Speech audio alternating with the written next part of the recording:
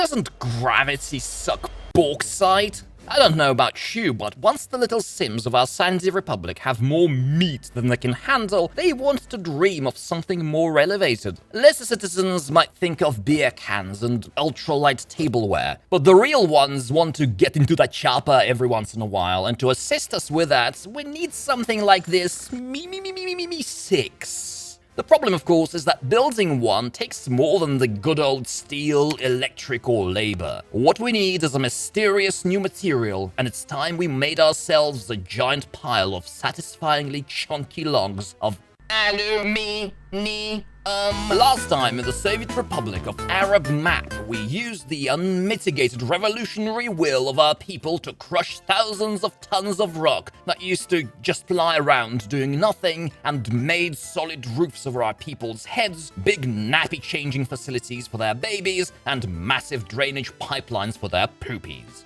While we were handling that business, the geologists at the Order of Lenin Institute of Fortunate Discoveries found that some of that rock was red, and that after some fiddling, that rock could get very grey and very shiny. And now we have plans for 4 buildings that do that fiddling. So how about we try to answer the eternal question of which one is worth constructing? Actually, even a cursory glance at the industry shows that just mining and selling bauxite is a good enough deal on its own. Raw bauxite isn't cheap, and a perfect mine cranks out about 50 tons for over 3,600 rubles a day, paying off in almost 4 weeks. But wait a second, 50 tons. Isn't it supposed to be 22 and a half? It is, if it's manned by workers. However, the bauxite mine is like a stone quarry in that it can operate with excavators only. Every level point the excavators in it have acts like a single worker and gets you half a ton of ore a day, and 3 all-time favorite E111Ds get it up to almost 50 tons. The setup is a bit pricey, but this way you can get a lot more out of fewer mines, and you don't have to worry about bringing in workers and dealing with all of the aspects associated with them, which means that the profitability of the mine is virtually 100%, minus the smallish fuel costs that deserve their own video. If push comes to shove, you can obviously combine workers and excavators for more than 70 tons in daily output. However, the near-zero operating costs and the ability to build and forget have such enormous practical value that you probably shouldn't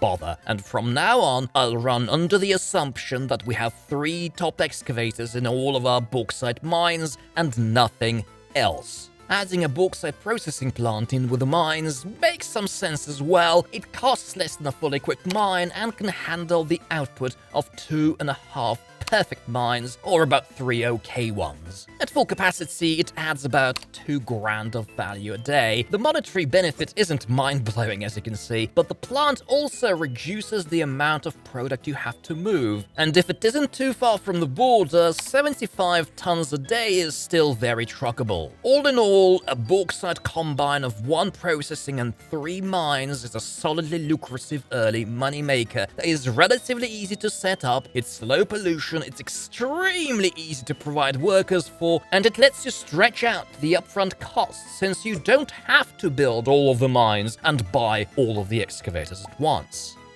However, that's where the easy part ends, as both the aluminium and oxide factories go far beyond virtually everything in how madly expensive they are, especially if you are still relying on foreign workers to build stuff. That's in addition to how many workers they need to function and the ungodly amount of space they take. These factories are a complete no-go for early game, but let's assume we've got a modest 50 million rubles in our purse to handle the cost. Which one of them is best at recouping it? As usual, all the 4 factories of our prospective aluminium combine promise an odd jumble of numbers for the inputs and outputs, so to make some sense of these figures, we're bringing them to a common denominator.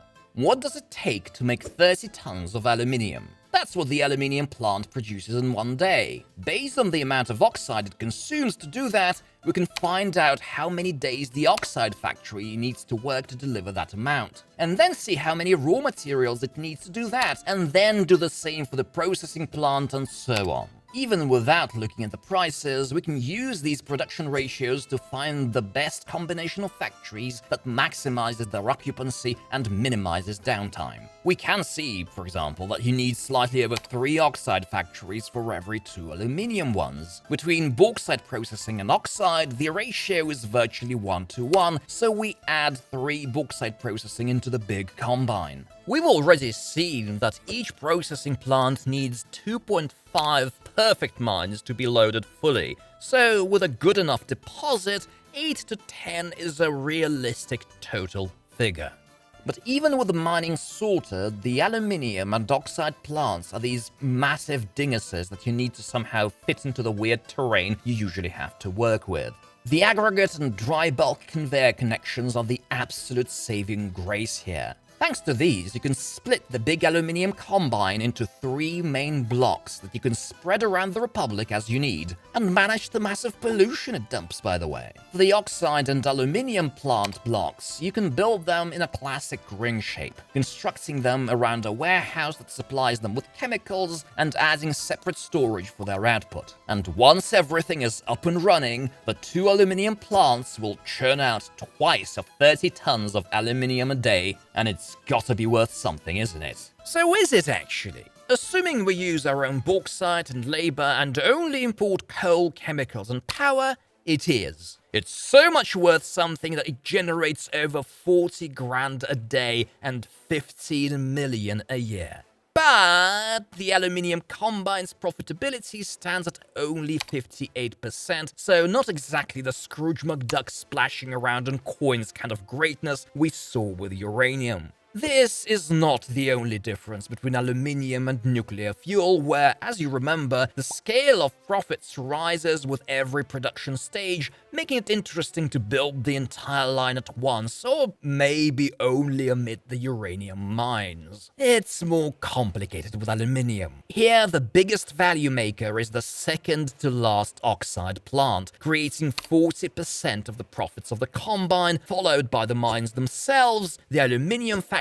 and finally, the processing plant. So here is a curious conclusion and another viable scenario for setting up this industry. If we don't plan to use the aluminium, that is, if we are planning to be disgusting and not make any sweet choppers, why not ditch it altogether and simply export the oxide? That's where the biggest slice of the profit pie is, and wouldn't you know it, if you cut out the aluminium plant, the profit rate of your exports goes up to 64%. This looks like the obvious next step for evolving the bauxite mining idea. With a bauxite processing plant and a few mines filling it up in place, you can handily add an oxide factory once you have the money and the workers to operate it. The oxide plant more than doubles the absolute amount of money you make from the same material, which also simplifies logistics. And obviously this setup is easier to plan and build than the full 3 oxide and 2 aluminium factory arrangement. Then there's also the question of maybe importing at least some of the bauxite you need. With bauxite accounting for 39% of the whole combine's profitability, we can already expect imports to not be such a great idea. Suppose we only build the aluminium and oxide plants and import all of our bauxite. The profit rate will drop to a rather dull 31%. However, it does look progressively better if you cover only a part of your consumption with imports. So there might still be a reason to get some of the stuff from abroad if your current deposit is full and the next one is so far that it's expensive to even think about it. And before we go, let's not forget about another barrier to earning more in all of this. Imported chemicals take up almost 3/4 of the costs of the aluminium combine, so if you make your own chems, you can ideally get the profitability of the full aluminium cycle as high as 86%. And we've heard the same story elsewhere, haven't we? The plastics factories? In fact, it's not even just them. You may not believe it, but chemicals are just about everywhere, and they're absolute